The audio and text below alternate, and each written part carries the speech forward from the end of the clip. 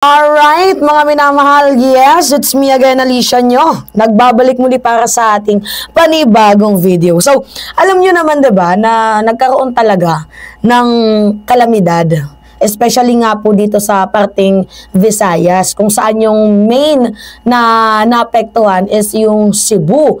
To the point na kahit nga din kami dito sa Northern Samar, nag-back cover and hold. Kasi yung dito sa bahay, dun sa sala namin, yung chandelier, alam nyo, yung naggagano, nagbabanggaan, tapos to the point na natatakot na kami kasi syempre, yung tangke din namin dito sa tubig, baka mahulog. So, grabe yung dasal, grabe yung takot, yung kaba, yung nginig na nararanasan namin during that time. Pero, thanks naman po sa buong may kapal na hindi naman po kami pinabayaan, hindi naman po nasira yung bahay namin. And takot lang talaga at trauma yung naiwan. Pero, syempre, may tiwala pa din tayo. May tiwala tayo palagi sa taas na hindi niya tayo pababayaan. Ngayon, sa gitna ng unos, sa gitna ng kalamidad, 'di ba? Syempre ang kailangan natin ditong makita is yung aksyon. Kasi sobrang daming, 'di ba? Daming mga nagrereklamo. Nasaan na yung tulong? Puro puna. Mga minamahal talaga yung una nating maririnig, especially nga po dito sa ating pamahalang gobyerno. Babatikusin, nasaan ang Pangulo? Anong ginagawa ng Pangulo? Bakit hindi kumikilos?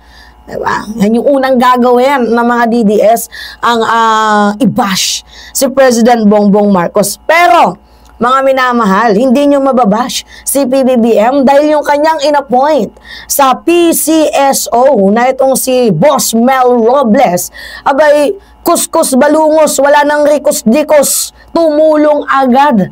To the point na agarang aksyon, diba? Yan yung taong inuhusgahan nyo before, nanakaw uno, daming babae, diba?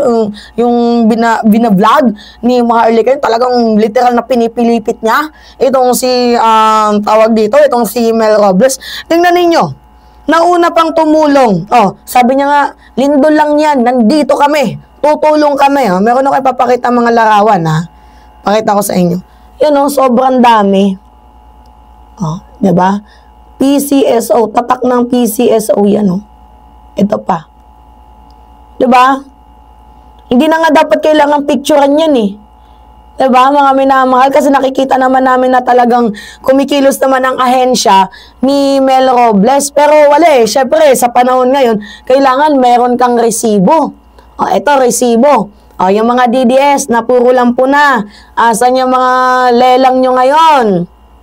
Nasaan yung vice presidente? Ba't nauna pa si Mel Robles? Diba? Ayan o, ninan ninyo. See, ang dami pa. Ito. Diba, mga minamahal? So, ito basahin natin sa balita. Ayan, balita.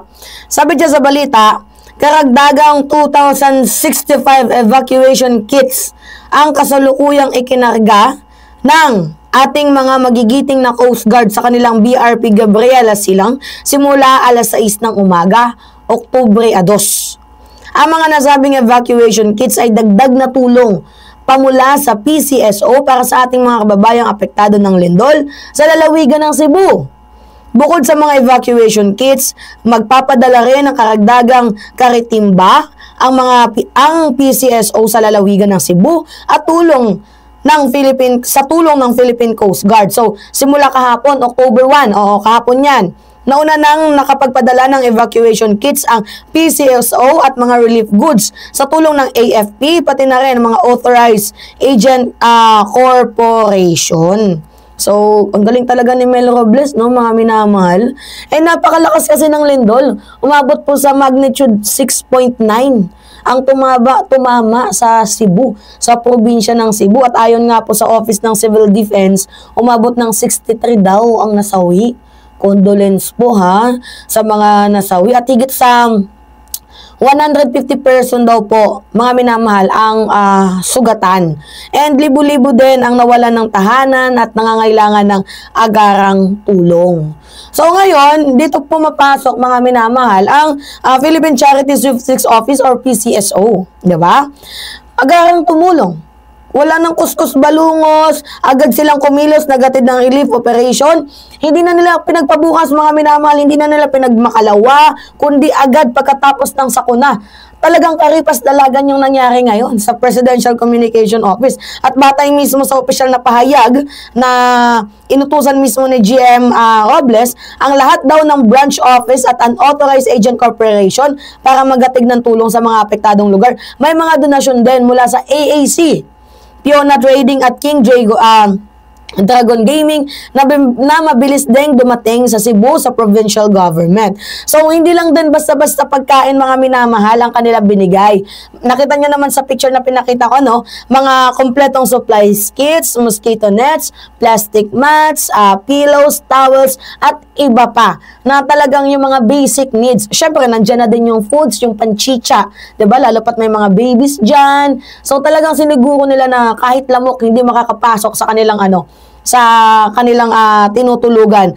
May mga food packs din na inhatid gamit ang C1 130 aircraft para mas mabilis ang agarang kilos. At makikita din natin sa mga larawan, 'di ba kanina, mga minamahal, sobrang daming truckloads, mga relief goods, tapos mga tauhan na walang pagod na nagbababa, akyat ng mga handa na dala, na handog ng supply ng Presidential Community, ng Philippine Swift, diba, ng PCSO.